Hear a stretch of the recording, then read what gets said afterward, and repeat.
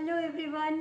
मैं हूँ मोनिका और आज का टॉपिक है प्रायपिज्म और वो है डॉग के लिए। तो प्रायपिज्म एक्चुअली ह्यूमन को भी होता है, उसके बारे में मुझे कोई आइडिया नहीं है, लेकिन मेरे जो पपी है एक उसके साथ ऐसा एक हुआ, तो उसके बारे में आज मैं आप लोगों के साथ पूरा एक्सपीरियंस जो है एज ए पेट पेरेंट, ये मेरी एक्सपीरियंस मैं आप लोगों के साथ शेयर कर रही हूँ। मैं वेट नहीं हूँ, तो इसके बारे में अगर मेडिकली कुछ बताना हो तो वो मैं नहीं बता सकती, लेकिन जो मेरे वेट ने मुझे बताया और जो मैंने फेस किया है एज ए पेट पेरेंट, तो उस हिसाब से मैं आप लोगों को प्रायपिज्म के बारे में बोल रही हूँ। जिन लोगों को ये वीडियो मतलब प्रायपिज्म के बारे में पता नहीं है, वो लोग ये वीडियो को पूरा एंड तक देखें, क्योंकि इसमें मैं बहुत सारे पॉइंट्स को मैं कवर करूँगी। मैं उसको नोट डाउन किया हूँ, क्योंकि मैंने जब ये हुआ था मेरे डॉगी के साथ प्रायपिज्म, वो हुआ था नो नो चिंटू। ये है मेरा चिंटू जिसके साथ प्रायपिज्म हुआ। ये आई थिंक दिखाओ दिखाओ अपना चेहरा दिखाओ। ये वाला, ये है मेरा बच्चा। अभी देखो कितना बदमाश है। No I said no. हाँ मेरा बच्चा है। तो नो चिंटू, अभी यहाँ बैठ जाओ ना। Sit sit sit. हाँ सिट। हाँ ठीक है। तो देखो फिर से बदमाशी करते हैं ये लोग। बैठ जाओ बैठ जाओ बैठ जाओ। तो क्या हुआ, ये वाला चीज़ हुआ था जनवरी को। तो वो वीडियो मैंने देखा कि बहुत सारे लोगों ने वो वीडियो आप लोगों ने देखा है। तो उस वक्त मुझे पता नहीं था कि प्रायपिज्म के बारे में लोग इतना जानने की उत्सुकता रखते हैं। तो जो भी हो, तो आज मैंने सोचा कि मैंने जो एक्सपीरियंस मुझे मिला है इस बात से, तो वो मैं आप लोगों के साथ शेयर कर लूँ।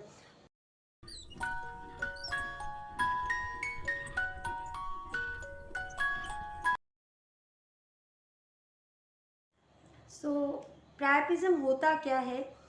प्रायपिज्म होता है कि वो पेनिस जो है वो विदाउट सेक्सुअल स्टिमुलेशन वो इरेक्ट हो जाना, उसका चमड़ा लॉक हो जाना, और वो जो पेनिस जो है वो ऐसे ही मतलब स्ट्रेट होके इरेक्शन जो है वो होके वो स्टे कर जाना, और वो भी काफ़ी लॉन्गर पीरियड तक। तो जो मेरे साथ हुआ, मैंने सुबह जब पपी को देखा नींद से उठ के तो बिल्कुल नॉर्मल था। उसके बाद ये 4 लोग थे, तो ये 4 लोग आपस में वो लोग खेलते रहते हैं। तो उसके बाद मैं 11 बजे मैं उन लोगों को खाना देने गई। खाना देने गई तो देखा कि एक पपी का ऐसा हो गया है। तो उसके बाद मैंने उसको पहले सोचा कि ये ऐसे कभी कभी थोड़ा बहुत हो जाता है थोड़ा बहुत, लेकिन ये पूरा हो गया था। मतलब पूरा, आप लोग, मैं वीडियो देख रही हूँ साइड में, आप लोग देख पा रहे हो कि पूरा वो निकल गया था, मतलब वो वाला, और वो चमड़ा जो है वो बिल्कुल लॉक हो गया। तो मैंने पहले हाथ से उसको तान के नॉर्मल करने की कोशिश किया, देखा कि नहीं हो रहा है। तो उसके बाद मैंने उसको सबसे अलग कर दिया, उस पपी को। फिर दूसरों को मैंने खाना दिया। फिर उसका मैंने वीडियो बनाया, वीडियो बना के मैंने अपने जो वेट है मैंने उनको भेजा। तो उन्होंने मुझे बोला कि आप जो, अभी बात आती है कि क्या करना चाहिए इसके बाद। उन्होंने फर्स्ट स्टेज मुझे यही बोला कि आइस पैक दो।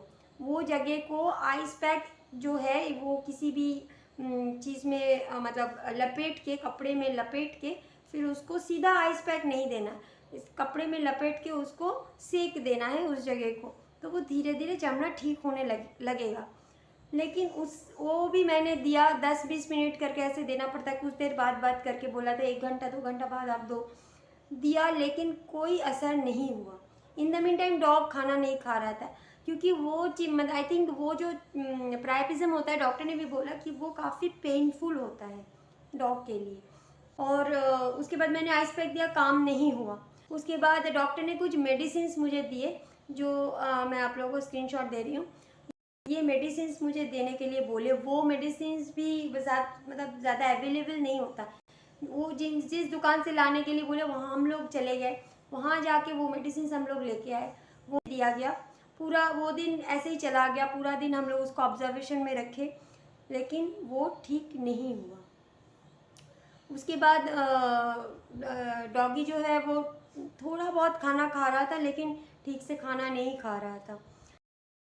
तो मैंने वेट से बात किया, तो उन्होंने बोला कि अब इसको सर्जरी की ज़रूरत है, क्योंकि मेडिसिन से ये काम नहीं हो रहा है, तो इसको सर्जरी की ज़रूरत है। मतलब 1-1.5 दिन तक उसको ऑब्जर्वेशन में डालने के बाद ये कंक्लूजन में लाया गया कि उसको सर्जरी की ज़रूरत है। तो और मैंने ये भी पूछा था कि इसका कारण क्या हो सकता है। कारण बहुत सारे होते हैं, जैसे कि डिहाइड्रेशन की वजह से होती है, जो कि मेरा जो चिंटू है, चिंटू को ये हुआ था। चिंटू को कोई डिहाइड्रेशन नहीं था। तो ये चीज़ अब और 2-3 चीज़ों से कारण हो सकता है, वो है इंजरी या डॉग फाइट। तो मुझे लगा कि वही होगा, मतलब ये लोग आपस में लड़ रहे थे भाई बहन मिलके, तो उस टाइम में वहाँ पे कोई काट लिया होगा या कुछ वहाँ पे उसको चोट पहुँची होगी, जिसके कारण ये चीज़ अचानक से हो गया। और वो उस टाइम पे मतलब सितंबर, अक्टूबर, नवंबर, दिसंबर, जनवरी, तो 6 महीने के ही थे। तो सेक्सुअल अराउजमेंट होने के कोई मतलब सवाल ही नहीं होता था उस टाइम, मेरे जितने ख्याल है, क्योंकि उस टाइम ऐसा कुछ हुआ नहीं था। फिर अगले दिन वेट से मैंने अपॉइंटमेंट लिया और उसकी सर्जरी की तैयारी हुई और फिर मैं उसको लेके गई, क्योंकि वो जो इरेक्शन होता है वो एक्चुअली होता है कि ब्लड वेसल्स में ब्लड वहाँ पे स्टॉप हो जाना, लॉक हो जाना, वेन से ब्लड निकल के वापस बॉडी में वो वापस नहीं जा पा रहा, वहीं पे पेनिस में ही वो लॉक हो गया, इसी की वजह से वो इरेक्शन होके रह गया। तो वो चीज़ होती है। तो वो ब्लड को निकालना वेन से, वहाँ पे वो सर्जरी करके ही वो निकाला जा सकता है। अगले दिन हम लोग उसको लेके गए, उसकी सर्जरी हुई और डॉक्टर ने ये भी बोला कि सर्जरी जो होगी उसके बाद हम लोग सीधा उसको जो है न्यूटर कर देंगे और वो क्लोज न्यूटर करेंगे। एक ओपन न्यूटर होता है, क्लोज न्यूटर होता है। तो वेट ने कहा मुझे वो कि वो क्लोज न्यूटर हो जाएगा। मुझे ये ठीक से पता नहीं कि एग्जैक्टली वो क्या होता है, लेकिन क्लोज न्यूटर जो मैंने देखा है कि मेरे जो दूसरे डॉगी को न्यूटर हुआ था, उसका जो टेस्टिस है वो नॉर्मली रहता है, सिर्फ उसके अंदर से जो उसका ग्लैंड है उसको निकाला जाता है, लेकिन इसका जो है इसके टेस्टिस ही नहीं रहा। आपको मैं दिखा सकती हूँ, अभी उसका टेस्टिस बिल्कुल नहीं, नॉर्मल पूरा वो जगह प्लेन हो गया। तो फिर उसका वहाँ पे ओटी हुआ और ओटी काफ़ी क्रिटिकल था, मतलब ऑलमोस्ट 3 घंटे तक ओटी हुआ उसका। उसके बाद और ये क्रिटिकल एरिया है और बहुत ही संवेदनशील वो एरिया है, क्योंकि वो जगह पे ना उसका यूरिन होना चाहिए। पेनिस तो यूरिनेशन भी होता है, तो उसको यूरिनेशन भी होना चाहिए और वहाँ पे स्टिच भी दिया गया है। तो वेट ने क्या किया था, उन्होंने वो स्टिच ऐसे दिया कि आधा जगह स्टिच है और आधा जगह से यूरिनेशन होगा, मतलब पेनिस का जो होल है वो पूरा स्टिच नहीं कर सकते, क्योंकि उसको यूरिनेशन की भी तो ज़रूरत है। तो इस तरह से बहुत ही क्रिटिकल वो ओटी था। और एज़ यूजुअल जब उसको लाया गया, मैं मतलब ओटी हो गया, मैं उसको घर में जब लाई, तो उसके बाद उसका जब पूरी तरह से उसको होश आई, वो काफ़ी पेन में था, पेन किलर दिया गया, एंटीबायोटिक दिया गया। डॉगी जो है उसको तो पता नहीं है कि वो जगह पे स्टिच है, तो लेकिन उसको इरिटेशन हो रहा है तो वो जगह को काटने लगेगा। तो वेरी इंपॉर्टेंट कि आप लोग उस टाइम पे एलिजाबेथन कॉलर यूज़ करें। तो मेरे पास उसके साइज़ का एलिजाबेथन कॉलर नहीं था, मेरे पास बड़े डॉगी के लिए था। तो डॉक्टर ने ही एक मुझे सजेस्ट किया कि एक एक्सरे प्लेट से एक टेम्पोररी एलिजाबेथन कॉलर बना के दिया गया। तो उस तरह से दिया गया, लेकिन फिर मज़ल भी दिया, ताकि वो अगर कॉलर किसी हद मतलब टाइम पे अगर खुल भी जाए तो उसके मुंह पे मज़ल रहेगी, तो वो जगह पे स्टिच को काट नहीं पाएगा। पेट के पास से आने के बाद मैं मेरे दूसरे डॉगी में मैं बिज़ी हो गई, फिर रात को मैं बहुत थक गई, मैं सो गई और सुबह उठ के देखा कि वो स्टिच फिर से उसने काट लिया, मतलब एक्सरे प्लेट जो है वो निकाल दिया। और मैंने उसको मज़ल नहीं डाला था, क्योंकि मुझे लगा था कि वो पेन में रहेगा, उसको फिर मज़ल देंगे तो वो और भी ज़्यादा तकलीफ़ में होगी। लेकिन ये मेरी गलती थी, मैं ये आप लोगों को बताना चाहती हूँ, ये गलती बिल्कुल मत कीजिए। वो 1-2 रात पेन में रहेगा, इससे कोई फ़र्क नहीं पड़ता। उसको मतलब फ्यूचर में, ताकि उसका वो जगह अच्छा रहे, उसके लिए ये थोड़ी सी पेन उसको देना ज़रूरी है।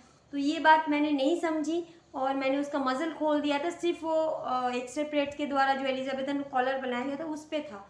सुबह उठ के देखा कि वो रात को वो एलिजाबेथन कॉलर निकाल दिया और वो स्टिच को काट लिया, स्टिच को फाड़ दिया।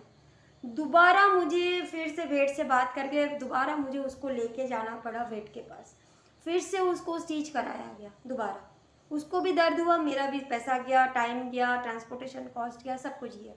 लेकिन फिर से मैंने उसको स्टिच कराया दोबारा। और फिर वेट ने मुझे बताया कि अभी आप ये दया बिल्कुल उसको मत दिखाइए, क्योंकि ये नासमझ है, इसको पता नहीं कि कौन सा अच्छा है कौन सा बुरा है, तो आपको स्ट्रिक्ट होना पड़ेगा कुछ दिनों के लिए।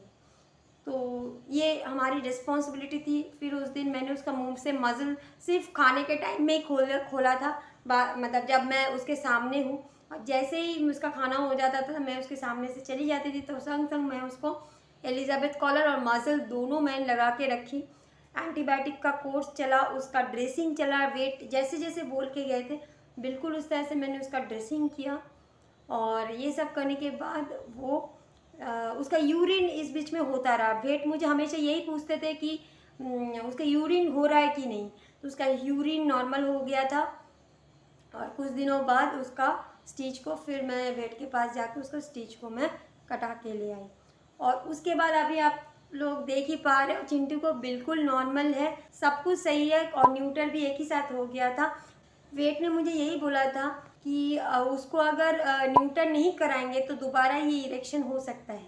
तो एक बार में ही पूरा काम हो गया, और उसका 6 महीना हो भी चुका था, तो कोई दिक्कत नहीं हुई, और वो ऑपरेशन बिल्कुल सक्सेसफुल था। मेरा वेट ने बहुत अच्छा काम किया। I am thankful to my wait.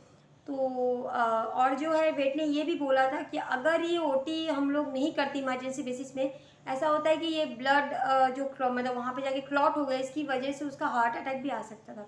ये काफ़ी फैटल भी है, तो इसको आप लोग अगर फेस कर रहे हो, अगर आइस पैक या जेल से या नॉर्मल मेडिकेशन से ठीक नहीं होता है, तो आप लोग इसको as an emergency, medical emergency आप लोग इसे ट्रीट कीजिए, और संग संग वेट के पास ले जाइए, और जो जो ज़रूरत है वेट जो बोल रहा है उसको फॉलो कीजिए। तो यही पूरा मेरा जितना एक्सपीरियंस है, तो ये मैं आप लोगों के साथ सजेस्ट किया। हाँ, और एक चीज़ है, अगर आप लोग पूछना चाहते हो कि सर्जरी की कितनी कॉस्टिंग हुई, तो सर्जरी की कॉस्टिंग मेरे लिए थोड़ी सी ज़्यादा थी। प्राइवेट में मैंने किया था, तो मेरे लिए ये 16,000 ये सर्जरी की कॉस्ट थी कोलकाता में। ये आई होप कि प्रायपिज्म के बारे में आप लोगों को कुछ तो नॉलेज मिला होगा मेरे इस एक्सपीरियंस से। अगर वीडियो अच्छा लगे तो ज़रूर लाइक, कमेंट और सब्सक्राइब कर देना मेरे चैनल को।